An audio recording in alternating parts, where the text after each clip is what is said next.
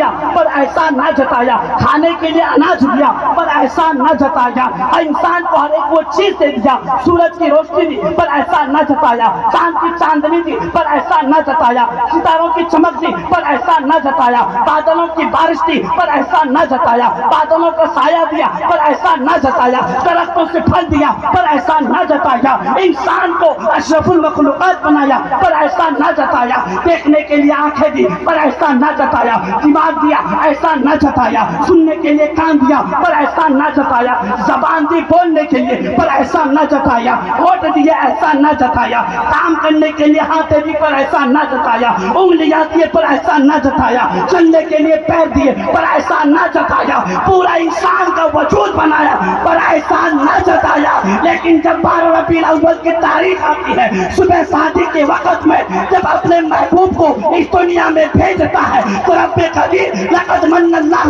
علی المؤمنین اذ بعث فیہم رسولا فرما کر یہ فرماتا ہے نا وہ میں نے اپنا محبوب بھیج کر تم پر احسان کیا ہے، سبحان اللہ، تم پر احسان کیا ہے۔ پتا چلا کہ یہ دنیا کی ساری کائنات خدا کے نزدیک اتنی اہمیت نہیں جتنا محمد رسول اللہ کی اہمیت خدا کے نزدیک ہے۔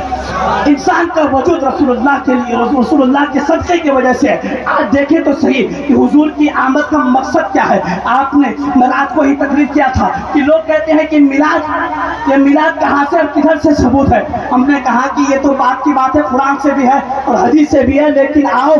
طب اول 1000 سال پہلے یہ مدینہ شریف کو بسایا ہے اور حضور کی میلاد کے 400 علماء کرام کے یہ گھر بنایا، اور پھر اس کے بعد آگے میں بتاتا ہوں یہ مقصد کیا تھا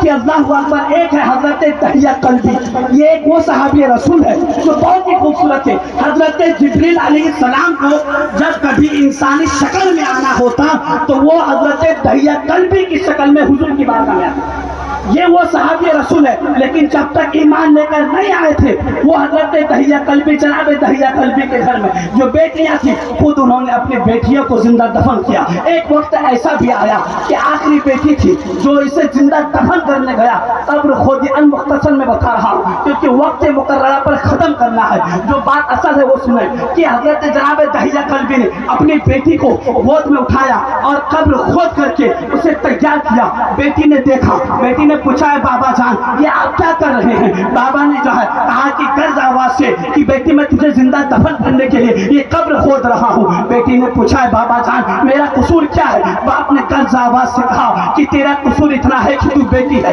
لیکن اللہ اکبر جب قبر تیار ہو گئی بیٹی کو اسی قبر کے اندر کھڑا کر دیا اور مٹی ڈالنے لگے۔ مٹی جو ہے پیروں کے اوپر چلتے چلتے گھٹنے تک آ چکی۔ اب حالات یہ ہے کہ اللہ اکبر وہ بیٹی کہ آنکھوں سے آنسو اور درد بھرے آنسوؤں سے جو ہے وہ اللہ کی بارگاہ میں اپنے ہاتھوں کو اٹھا کر جو ہے وہ عرض کرتی ہے اے مولا کیا تو نے مجھے اسی دن کے لیے پیدا کیا تھا؟ اے مولا کیا تو نے مجھے اسی وقت کے لیے پیدا کیا تھا کہ بیٹی کو زندہ دفن کر دے؟ اے مولا آنسوؤں کو لے کر مولا کی بارگاہ میں ہاتھوں کو بلند کر کے یہ دعا کرتی ہے اے مولا میں یہ دعا کرتی ہوں کہ ایک رہبر و رہنما ایک نبی ایسا بھیج دے کہ میرے بیٹی کے بعد مجھ بیٹی کے بعد دنیا میں کوئی بیٹی زندہ دفن نہ ہو۔ اس بیٹی کی دعا قبول ہوئی۔ عرش الہی میں اتنا تھا کہ اللہ رب العزت نے 12 ربیع الاول میں صبح شادی کے وقت محمد رسول اللہ کو بھیج دیا، اور پھر کیا تھا کہ حضور کے آتے ہی حضور نے فرمایا اے لوگوں اپنی بیٹیوں کو کیوں زندہ دفن کرتے ہو؟ لوگوں نے کہا کہ بیٹی سہمت ہے اس لیے دفن کرتے ہیں۔ رسول اللہ نے کہا کہ کل تک بیٹی سہمت ہوگی۔ اب دنیا میں مصطفیٰ جان رحمت آ گئے ہیں، دنیا میں رحمت للعالمین آ گئے ہیں، مصطفیٰ نے ہر بیٹی کو رحمت بنا دیا۔ اب جس گھر میں بیٹی ہوگی وہ گھر رحمت کی ہوگی۔ بلا وجہ جو آج حضرت ماں عائشہ صدیقہ پر جو ہے تبصرہ کر رہے ہیں، اس دیش کا جو آج پتی راشٹرپتی ہے، یوں کہیں کہ اس دیش کے پتی راشٹرپتی بھی جو ہے وہ بھی ایک خاتون ہے، اور یہ رسول اللہ کا صدقہ ہے کہ اگر رسول اللہ بیٹیوں کو عزت نہ دیتے تو آج اس دیش کا بھی پتی راس نہ ہوتا۔ جی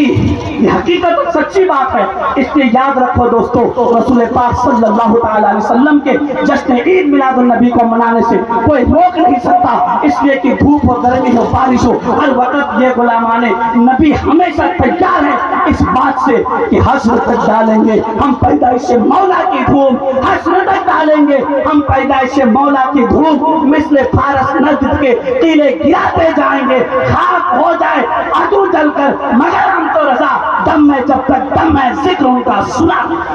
ایک بار زوردار ان تمام لوگوں کے لیے استقبال کے لیے نعرہ لگا دیں، آپ لوگ بیٹھ جائیے میرے بھائی، یہ جلسے میں نہ بیٹھیں گے تو کس کے لیے بیٹھیں گے؟ اور جو تمام لوگ ادھر